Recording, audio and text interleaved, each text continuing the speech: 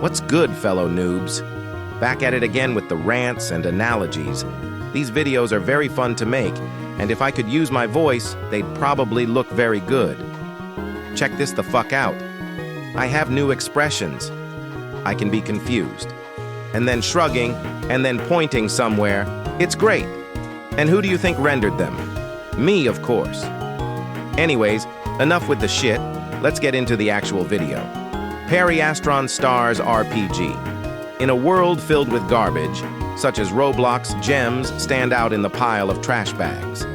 Some of these could be block tales, fighting, and destined ascension.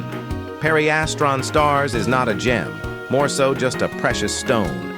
It has a lot of good things and is very fun, but a lot of its bad things weigh it down and don't let it actually be a gem.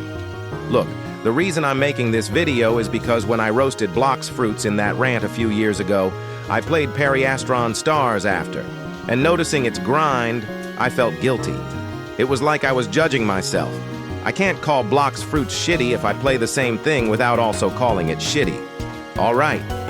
Periastron Stars RPG is a classic-styled RPG game where numbers go up. That's the basic description. One moment you're dealing 600 damage, the next, 43 trillion. The main objective of the game is to get all the Periastrons and unlock every enemy, weapon, and armor. Sounds easy and good on the surface, right?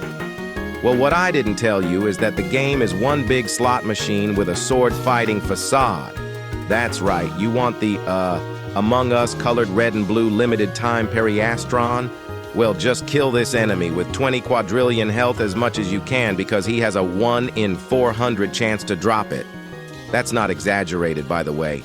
Everything else is except the chance. Every Periastron, except Rainbow, is a 1 in 400 chance from certain bosses. Let's get into the good aspects first, because the creators might be watching, and I don't want to anger them gods because they'll banish me from their lands, if you know what I mean. The game is good and original. This is the most obvious one. The enemies are original, and the game actually has a good approach on the whole old things personified trope that games seem to all have right now. It uses old things and integrates them into the story without making it the entire focus. There's no Black Rock Castle lore, no the Seven Swords, although the Periastrons are kinda that. Lore, no Crossroads as an actual important place.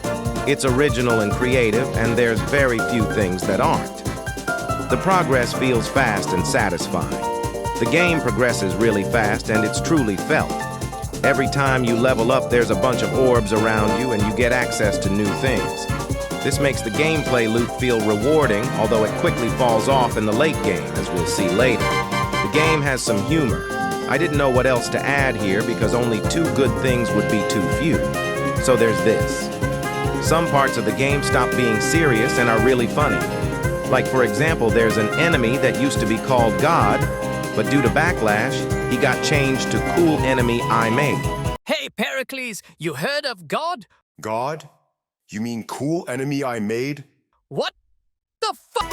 And there's an enemy in the jungle, which instead of being a gorilla, it's man in conveniently realistic gorilla suit. And he deals infinite damage for some reason. Alright, I'm in the jungle, you're looking for gorillas. That's not a gorilla, is it now? Okay, I just got fucking one shot with a fuck. And those would be the good aspects. Now that we've covered what makes the game seem good, let's get into why it's a slot machine with swords. The bad aspects. Strap in and put on your seatbelt because there's gonna be a bit more. The gambling. All of the drops from non-super boss enemies are chance-based. This wouldn't be bad, but some of the important items are locked behind an insane chance that can only be achieved if you leave the game on with the click held down or a macro. Look, 1 in 50 is bearable, but 1 in 400 borders into nearly impossible. And you can't sit through that entire process. It's just too boring. The grinding. The game feels rewarding, like I said, but only at first. Eventually, you'll need to level up thousands and thousands of levels to access things, and the XP is indeed increased to accommodate that. But the big numbers give a sense of hopelessness, and that it'll never end. Seriously, I can't sit through going from level 10,000 to level 13,000. After level 10,400, I'm already bored. There's a cool little XP orb effect every time you level up, but it's only rewarding when you're starting. When you're getting dozens of levels per kill, you see it every time you slash, and it just becomes another common thing in the game. Also, like I said earlier, the Periastrons are all purely based on chance because they're all mythical. I've had to leave my game on in front of the boss spawn point with the click held down while I do other things to get all my 5 Periastrons. The lack of explanation. A lot of the things in the game are left fully for you to figure out if you don't have a wiki. The tip, look for hiding spots, is good, but the hiding spots could perhaps have, I don't know, a half-transparent arrow? Maybe a riddle. And this brings me to my next point. The complexity of some quests. Some parts of the game require you to do things so goddamn specific it shocks me someone even managed to figure that out. Most of these quests are like, be on Mount Everest at 3 a.m. on a unicycle playing Roblox on a laptop in a rainy Wednesday with a snake following you and press Y with your pinky finger. Okay, that was exaggerated. But look, I'll put a screenshot of the Hazel guy and the Fuchsia guy's tutorial so you can get an idea of what I'm saying.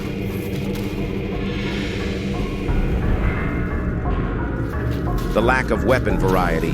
I get it, the game is centered on swords, but come on, I want a bow or a wand that lets me shoot fire at the enemies.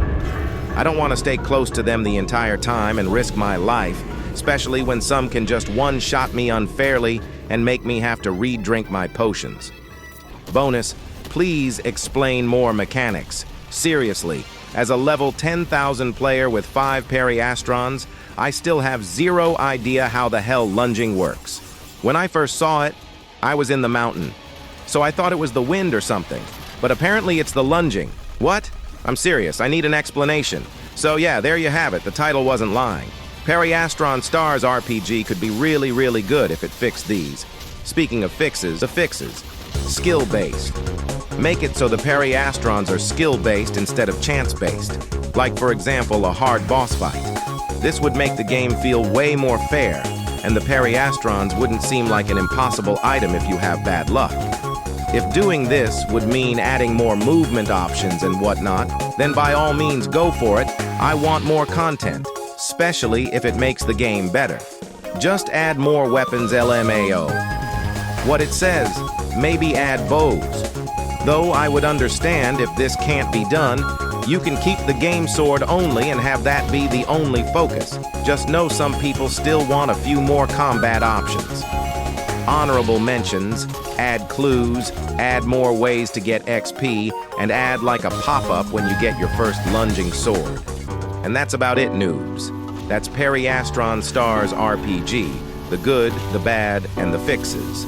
Not the ugly, though I almost put that. In conclusion, Periastron Stars RPG is a creative game that has a lot of good aspects, but its bad aspects, like the insanely RNG-based gameplay, highly weigh it down. But are these aspects fixed, and it might just be up there with the greats like Block Tales? Thanks for watching, noobs.